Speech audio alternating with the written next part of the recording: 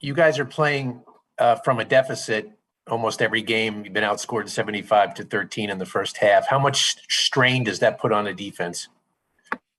At the end of the day, man, our job is to go out there and get stops. Obviously, being in a deficit, just adds that much more to it. But at the end of the day, we're confident in the guys we have on defense, and with our preparation and our game plans, that we got to be able to go out there and get stops. There are times where we, shoot ourselves in the foot. Timely penalties have cost us, but overall, it's just our job to go out there and get stops. I think, just being able to come out and get stops early in the game builds that momentum and then gets the ball back in our offense hands. And we know with opportunities, Zach and those guys will get things going. Sheldon, after what you guys did against the Titans a couple of weeks ago with all that pressure and the 7 sacks, do you anticipate teams attacking you in a similar fashion to what Atlanta did with getting the ball out quickly and trying to go to that short intermediate throws, that type of thing? Yeah, I mean, I think that's, I think, that was clear in Atlanta's game plan, and that was what they were trying to do.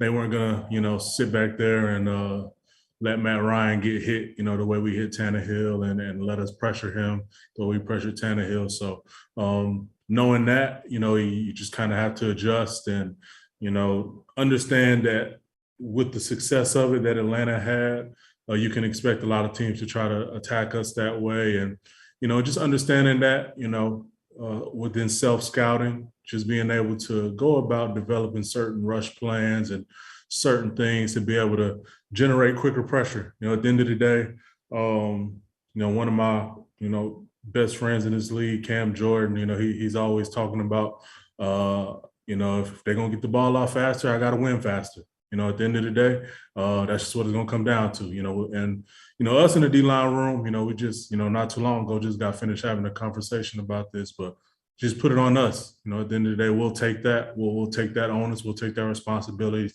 to win faster and pressure faster and force, the quarterback into errant throws. And that way, our guys on the back end can, tip balls, getting their hands on it and getting interceptions and helping his defense. Sheldon, especially given all the injuries you guys have had on defense, how do you assess how you guys have played the first 5 games? Have you been doing what you expected to do? Look, I think we've been really good in some spots. I think, at times we've looked every bit as, as good as we've wanted to look, but then there's times where we're inconsistent, whether it's assignment, whether it's miscommunications, whether it's just not finishing the play the way we need to. We've had some up and down moments, and all in all, some positive things to build off of, and some great things to coach off as far as negatives. So being able to build on that going into this bye week is going to be big because we got a long stretch coming up, and just to be able to correct those things and not have them, have us lose games, over and over again because of the same things, basically. So I think overall we've been good in some spots. Inconsistency has been our problem, but I think the more and more we play together, the more and more guys are able to go out there and really lock in on the little things, the detail, attention to details, communications, and being on the same page. I think you'll continue to see more of that good show up and less of those mishaps that we've had so far. Sheldon, you mentioned the up and down periods. You have a very young team on both sides of the ball. I just wonder, with regard to Zach, what the level of understanding is in the locker room amongst both sides of the ball about the kind of process this is. This guy's only five games into an NFL career and whatnot. Can you talk to what that vibe is in the locker room? Yeah, well, listen, I think, everybody understands the nature of the team, right? I think everyone understands that, we're a young team and we got guys who are playing a lot for us, who haven't always played a lot of ball, period, whether they've just not played a lot of ball elsewhere or, they're rookies, first, second, third year, whatever it may be.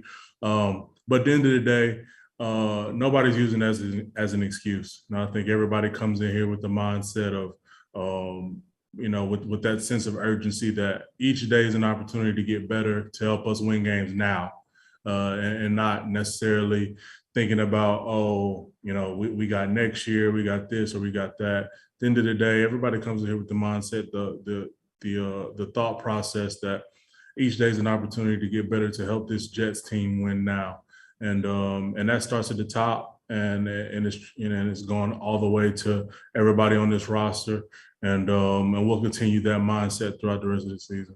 If I could just follow quickly with regard to Zach, what are the things that excite you about him when when you're on the sideline watching him do his thing? Right. I mean, obviously, the big things that everybody can see, the off-schedule throws, the deep shots, and, being able to make throws off platform, without necessarily, textbook footwork or anything like that, being able to make sidearm throws off one leg, whatever it may be, obviously everybody sees that.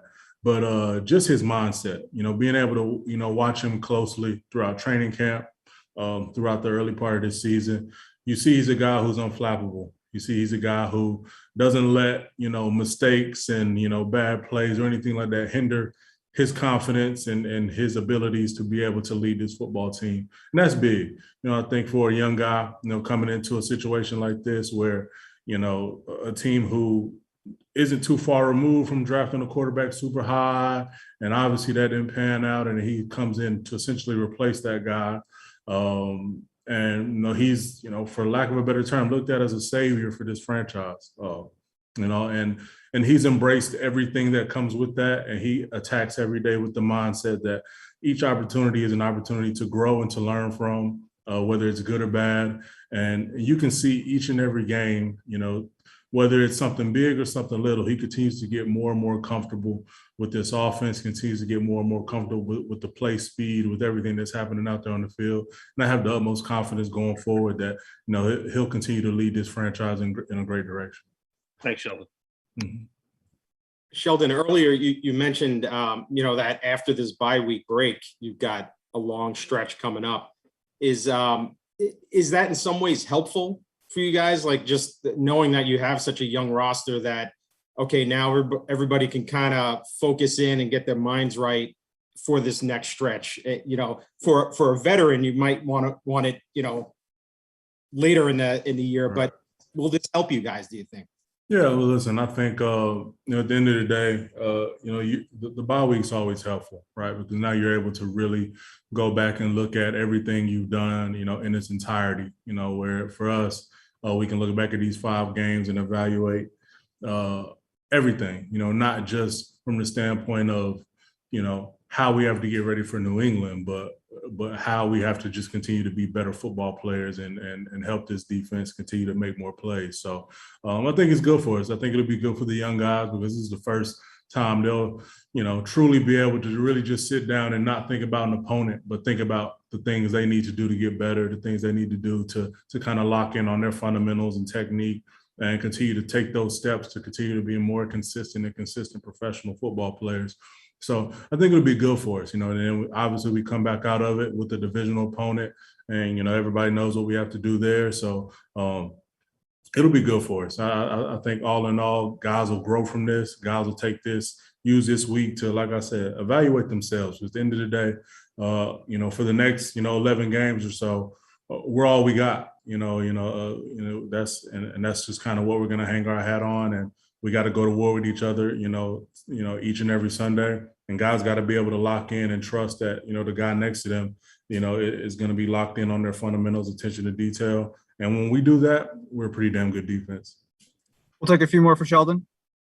Sheldon, you guys had a couple of forced fumbles on Sunday, but yet the interception streak continues. It's unusual to go 5 straight games without one. Is that kind of a head scratcher? How do you explain something like that? Yeah, no, I mean, it's something I've never really seen either. But at the end of the day, it's not for lack of trying or lack of effort there. I just think it's kind of the way the ball's rolled. But at the end of the day, our onus is on getting the ball back to our offense. So whether it's forced fumbles, whether it's interceptions, however it may be, continuing to stress that and continue to stress getting the ball out and getting it back to our offense is going to be big. And it'll definitely bode well for us coming down this stretch. Like I said, we got a long stretch ahead of us, but being able to force turnovers and being able to get the ball back for our offense is going to be huge. And it's something we'll continue to stress.